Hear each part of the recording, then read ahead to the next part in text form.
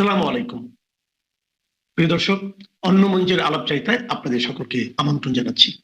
কুমিল্লার মুরাদনগরে আজকে ভয়ঙ্কর সংঘর্ষ হয়েছে।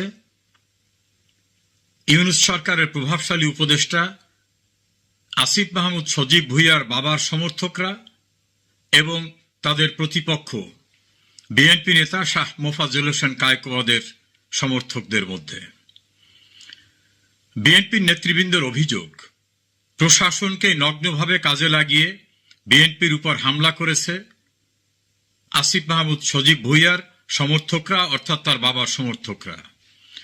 ঘটনার উৎপত্তি কদিন পূর্বে যে নির্মম নির্যাতন হয়েছে মুরাদনগরে, সেই ভয়ঙ্কর ঘটনাকে ঘিরে দোষ একে অপরের ঘাড়ে চাপিয়ে দিচ্ছে। তবে শিখারানী নামক একজন টিচার, তিনি প্রকাশ্যেই বলেছেন আসিফ মাহমুদ সজীব ভুঁইয়ার হুকুমে এগুলি হয়েছে। তিনি এই আশঙ্কার কথা বলেছেন যে তার নাম বলার পরে পরিণতি আমার কি হবে জানি না। সেখানকার হত্যাকাণ্ড, সেখানকার নির্যাতন নিয়ে সারা দেশে ব্যাপক আলোড়ন সৃষ্টি হয়েছে। বিএনপির স্থানীয় নেতৃবৃন্দ সহ কেন্দ্রীয় নেতৃবৃন্দ তীব্র ক্ষোভ প্রকাশ করেছেন। কিন্তু এই ক্ষোভটা আপনাদের আগে কেন মনে পড়ল না? এই আসিফ মাহমুদ সজীব ভুঁইয়ার মতো একটা নাবালক ছেলে, পাকনা ছেলে, যার ম্যাচুরিটি আসে নাই, তাকে ইউনূস ছাত্রদের প্রতিনিধি মনে করে তার মন্ত্রিসভায় নেয়, তার উপদেষ্টা মণ্ডলীতে নিয়ে AFM হাসান আরিফের মতো একজন সিনিয়র উপদেষ্টার কাছ থেকে স্থানীয় সরকার মন্ত্রণালয়ে এনে এই আসিফ মাহমুদ সজীব ভুঁইয়াকে দেয়। এর পাশাপাশি তিনি যুব ক্রীড়া মন্ত্রণালয়ের উপদেষ্টাও, অর্থাৎ সরকারের সবচেয়ে গুরুত্বপূর্ণ দুইটা মন্ত্রণালয়ের দায়িত্ব তাকে দেওয়া হয়েছে। তখনই বিভিন্ন আলোচনা হয়েছিল যে হাসান আরিফ বাংলাদেশের অ্যাটর্নি জেনারেল ছিলেন, ইতোপূর্বে একটা কেয়ারটেকার গভর্নমেন্টের দায়িত্বে ছিলেন, ল অ্যাডভাইজার ছিলেন, তার মতো লোককে সরিয়ে দিয়ে সেখানে একটা বাচ্চা ছেলে যার গোপ দাড়ি পুরোপুরি ওঠে নাই, এখনো ম্যাচুরিটি আসে নাই, তাকে কেন দেওয়া হলো?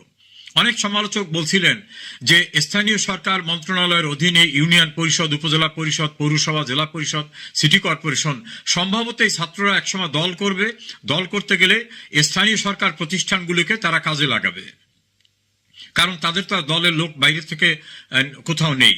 কেউ কেউ বলছিলেন না, ওদের ফান্ডের দরকার, এই সকল মন্ত্রণালয় থেকে অনেক টাকা কামানো যাবে। এভাবে আলোচনা চলছিল। সেই আলোচনা শেষ হবার আগেই দেখা গেল তার APS এর শত শত কোটি টাকার দুর্নীতির চিত্র বেরিয়ে আসলো বাইরে। এমন পর্যায়ে আসলো যে দুর্নীতি দমন কমিশন অনুসন্ধানের সিদ্ধান্ত নিতে বাধ্য হলো। অনেকের ধারণা এই অনুসন্ধান আলোর মুখ দেখবে না, এটা ধামাচাপা হয়ে যাবে।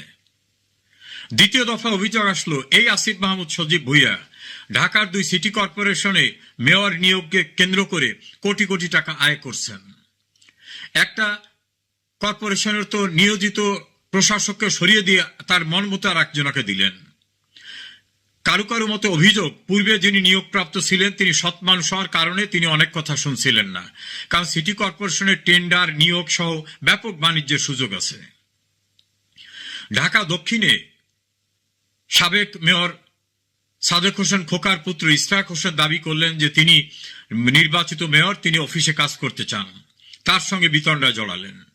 তখন বেরিয়ে আসলো থলের বিড়াল যে কাউন্সিলর নিয়োগের জন্য গোপনে ইন্টারভিউ নেওয়া হচ্ছে। আসলে কাউন্সিলর নিয়োগের ইন্টারভিউ না, কে কত টাকা দিতে পারবে সেভাবে। তাহলে ঢাকার 2 সিটি কর্পোরেশনের মেয়র নিয়োগ, কাউন্সিলর নিয়োগ নিয়ে আর্থিক লেনদেনের যে গুরুতর অভিযোগ, সেটাকে উড়িয়ে দেওয়ার মতো না। একইভাবে সারা বাংলাদেশের জেলা পরিষদের প্রশাসক, পৌরসভার প্রশাসক সহ বিভিন্ন স্থানে লোক নিয়োগের ক্ষেত্রে ব্যাপক দুর্নীতির অভিযোগ উঠেছে তার বিরুদ্ধে। ওয়াসায় সম্পূর্ণ আইন ভঙ্গ করে বিপুল পরিমাণ লোকের নিয়োগের ক্ষেত্রে গুরুতর অভিযোগ উঠেছে যে কোটি কোটি টাকা নিয়ে ওয়াসায় এভাবে লোক নিয়োগ দিয়েছেন। এছাড়া তার 2 মন্ত্রণালয়ের বিভিন্ন জায়গায় লোক নিয়োগ, টেন্ডারের কর্মকাণ্ড, টেন্ডার গটিয়ে দেওয়া, বিভিন্ন রকম ভাবে আর্থিক অস্বচ্ছতা, লেনদেন এবং দুর্নীতির সঙ্গে তিনি জড়িত, এই অভিযোগ তার বিরুদ্ধে আসলো।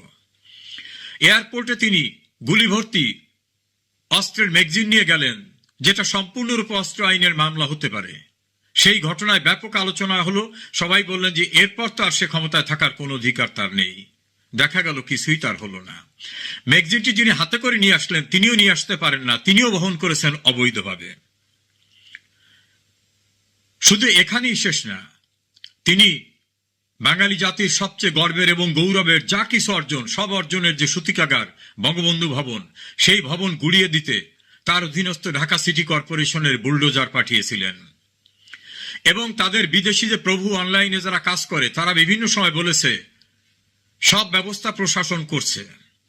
বঙ্গবন্ধু ভবন গুড়িয়ে দেওয়ার বুলডোজার এই আসিফ মাহমুদ সজীব ভুঁইয়া পাঠিয়েছিলেন। শুধু তাই না, বেয়াদবির একটা সীমা থাকে। কত বড় বেয়াদব, সে ফেসবুকে স্ট্যাটাস দিয়ে বলছে বঙ্গবন্ধুর নাম মুক্তিযোদ্ধার তালিকায় থাকতে পারে না, কারণ তিনি তখন পাকিস্তানের কারাগারে ছিলেন বা পাকিস্তানে আটক ছিলেন। ওর তো জন্ম হয় না, আমি জানি না ওর বাবার জন্ম হয়েছে কিনা 71 সালে, আর জন্ম হয়ে থাকলে পাকিস্তানি বাবাদের পক্ষে ছিল কিনা আমি জানি না, কিন্তু আমার সন্দেহ তাই।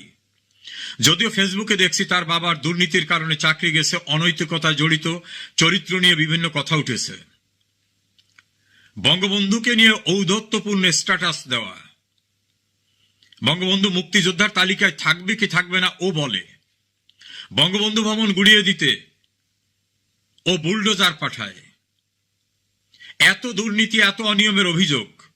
মাত্র কদিন পূর্বেও যে ছেলে প্লাস্টিকের পন্স পরতো, মেসে থাকতো বা হলে থাকলেও চরম দুরবস্থার ভিতরে ছিল,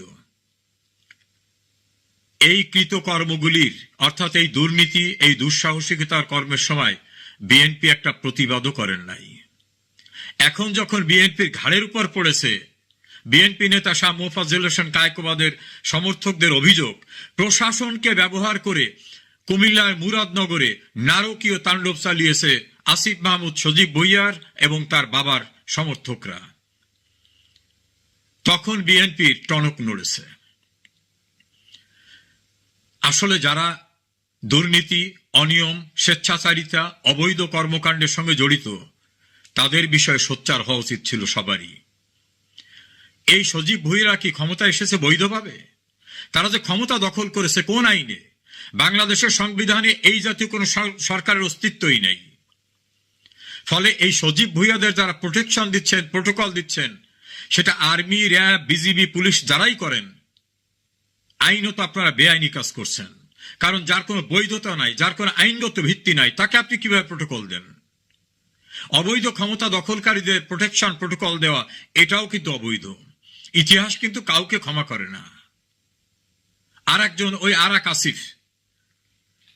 আসিফ নজরুল, তিনি তো পাকিস্তানের কে গ্লোরিফাই করার চেষ্টা করছেন, বলছেন যে শেখ হাসিনার আমলে যেটা হয়েছে পাকিস্তানে এরকম হয়নি।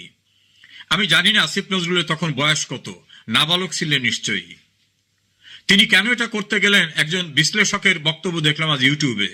তিনি বললেন যে ঘাতক দালার নির্মূল কমিটি গঠিত হয়েছিল শহীদ জননী জাহারা ইমামের নেতৃত্বে।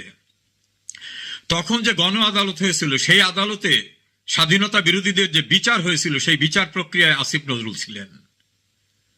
মাওলানা দেলোয়ার হোসেন সাঈদের উপরে তিনি বড় আর্টিকেল লিখেছিলেন। যুদ্ধ অপরাধীদের বিচারের গণ আদালত প্রক্রিয়ায় থাকার যে অপরাধ, তার থেকে বাঁচার জন্য তিনি এখন পাকিস্তানিদের পক্ষে আর বাংলাদেশে থাকা পাকিস্তানিদের অনুসারীদের খুশি করাবার জন্য চেষ্টা করছেন। যদিও সেই ৭১-এর ভয়ঙ্কর অপরাধের সঙ্গে জড়িত জামাত ইসলাম, নিজাম ইসলাম, মুসলিম লীগ এবং অন্যান্য যারা, তারাও এমন সাহস করে কথা বলেনি যে ৭১-এর ঘটনা শেখ হাসিনা আমলের চেয়ে কম গুরুত্বপূর্ণ ছিল। আসিফ নজরুল, আপনার প্রভুদের খুশি করার চেষ্টা করে লাভ নেই। আপনি যাদের বিরুদ্ধে ছিলেন, এখন খোলস পাল্টিয়ে যে রূপ ধারণ করছেন, এতে পরিত্রাণ হবে না। আপনি না ফেসবুকে স্ট্যাটাস দিয়ে বললেন যে বঙ্গবন্ধুর মতো মহান নেতা হয় না। আপনি না তৃতীয় মাত্রায় গিয়ে বললেন যে বঙ্গবন্ধুর মতো এত ত্যাগী মহান নেতা এই দেশে জন্ম নিয়েছে, শেখ হাসিনা আমাদের জানতে দেওয়ার জন্য শেখ হাসিনাকে ধন্যবাদ দিয়ে আর্টিকেল লিখব। সেই বঙ্গবন্ধুর ভবন গুড়িয়ে দেওয়া, সেই বঙ্গবন্ধুর ভাস্কর গুড়িয়ে দেওয়া, আপনি যাকে নিয়ে ধন্যবাদ জানিয়ে আর্টিকেল লিখতে চেয়েছিলেন, সেই শেখ হাসিনার বিরুদ্ধে যে সকল জঙ্গি কর্মকাণ্ড, আপনার কণ্ঠস্বর কি স্তব্ধ হয়ে গেছে নাকি মুখে ক্লুব দিয়েছেন? আপনি তো বলেছিলেন ২৬ লক্ষ ভারতীয়রা এখানে কাজ করে, ক্ষমতায় গেলে কি না করবেন, প্রাইভেট বাসে চলবেন, কত কথা বললেন। কই প্রাইভেট গাড়িতে তো আপনাকে চড়তে দেখি না, অর্থাৎ পাবলিক ট্রান্সপোর্টে। ভারতীয় নাগরিকদের তো খুঁজে বের করতে আপনাকে দেখি না। আপনি না মালয়েশিয়া থেকে ফিরে এসে বললেন জনশক্তি রপ্তানির দ্বার উন্মুক্ত হয়ে গেছে, দেশে বাহবা কুড়ালেন। কি দেখছি এখন? মালয়েশিয়ায় যাবার পরে গ্রেপ্তার হচ্ছে বাঙালিরা। আর মালয়েশিয়ার ঘটনা দেখে অন্য কোনো দেশ আর এখন বাংলাদেশের ম্যান পাওয়ার নিচ্ছে না। শ্রম কর্মসংস্থান মন্ত্রণালয়ে আপনি আছেন, ওটাকে শেষ করে ছাড়ছেন। আইন বিচার সংসদ মন্ত্রণালয়ের দায়িত্বে আপনি আছেন। আমার মনে পড়ে একজন সাংবাদিক আপনাকে প্রশ্ন করছিল যে এই সরকারের লিগ্যাল ভিত্তিটা কি, আপনি জবাব দিতে পারেন নাই। আপনি কি জানেন, আপনি তো আইনের ছাত্র, আইনের শিক্ষক, যে আপনি যে মন্ত্রণালয়টা হোল্ড করছেন, আপনি যে সরকারকে ক্লেম করে সেই সরকারের অ্যাডভাইজার দাবি করছেন, এটা যে সম্পূর্ণরূপে অবৈধ। আমাদের সংবিধান অনুযায়ী এ জাতীয় কোনো সরকারের অস্তিত্ব নাই, এটা আপনি জানেন না? জানেন। সংবিধান ভঙ্গ করে অবৈধভাবে ক্ষমতা দখল করা অপরাধ আপনি জানেন না? আমার ধারণা জানেন, কিন্তু কোনোদিন তো নির্বাচন করে কিছু হওয়ার মতো অবস্থা আপনার নেই। সে কারণে সম্ভবত যেন তেন উপায়ে একটু ক্ষমতার স্বাদ নিতে হবে, এ কারণেই আপনি জঙ্গিদের সঙ্গে একাত্ম হয়েছিলেন। ডক্টর ইউনূসের মেটিকুলাস ডিজাইনের বাংলাদেশ পার্টির কোঅর্ডিনেটর হিসেবে কাজ করেছেন। ডক্টর আসিফ নজরুল, আসিফ মাহমুদ সজীব ভুইয়া এই অবৈধ সরকারের পোস্ট হোল্ড করে যা কিছু করছেন তার সবকিছুই কিন্তু অবৈধ। একবার পড়ে দেখবেন সংবিধানের ৫ম সংশোধনী মামলায় সুপ্রিম কোর্টের রায়, ৭ম সংশোধনী মামলায় সুপ্রিম কোর্টের রায়। অবৈধভাবে ক্ষমতা দখলকারীদের কৃত সকল কর্মকে অবৈধ ঘোষণা করা হয়েছে এবং এর সঙ্গে যারা জড়িত তাদেরকে চর দখলকারী রাষ্ট্রদ্রোহী হিসাবে ব্যাখ্যা করা হয়েছে। ইতিহাস কিন্তু যেভাবে রচিত হয় ওর ধারাবাহিকতা থাকে। আর একটা জিনিস মনে রাখবেন আপনারা, অপরাধ কখনো তামা দিয়ে হয় না, ২ বছর, ৫ বছর, 10 বছর, 20 বছর পরেও না। বঙ্গবন্ধুর খুনিদের বিচারের রায় সম্পন্ন করে চূড়ান্ত কাজ করতে কিন্তু 36 ইয়ার্স লাগছিল, তাতেও কিন্তু সেই বিচার হয়েছে। যারা দাম্ভিকতা দেখিয়েছিল তাদের দাম্ভিকতা চূর্ণ হয়েছে। প্রশাসনের সবাইকে আমি বলবো, অবৈধ ক্ষমতা দখলকারীদের পৃষ্ঠপোষকতা দিতে যাবেন না, তাদের প্রোটেকশন প্রোটোকল দিবেন না। আপনার প্রজাতন্ত্রের কর্মচারী, ওরা প্রজাতন্ত্রের আইন বহির্ভূত অবৈধ ক্ষমতা দখলকারী। আসিফ নজরুল, আসিফ মাহমুদ সজীব ভুইয়ারা আপনাদের প্রভু, অবৈধ ক্ষমতা দখলকারী, যিনি সকল মামলাগুলির থেকে নিজেকে অব্যাহতি দিয়েছেন, সুযোগ নিয়েছেন, ট্যাক্স মৌকুব করেছেন। আপনাদের কেউই কিন্তু ইতিহাসের কাঠগড়া থেকে মুক্তি পাবেন না। আমার ধারণা পালিয়ে যাবারও সুযোগ পাবেন না, কারণ এত অপরাধ, এত অন্যায় আপনারা করেছেন। এ অন্যায় আপনাদেরকে ধরে রাখবে এবং বিচারের মুখোমুখি করবে। সেদিন আমার মনে হয় খুব বেশি দূরে না।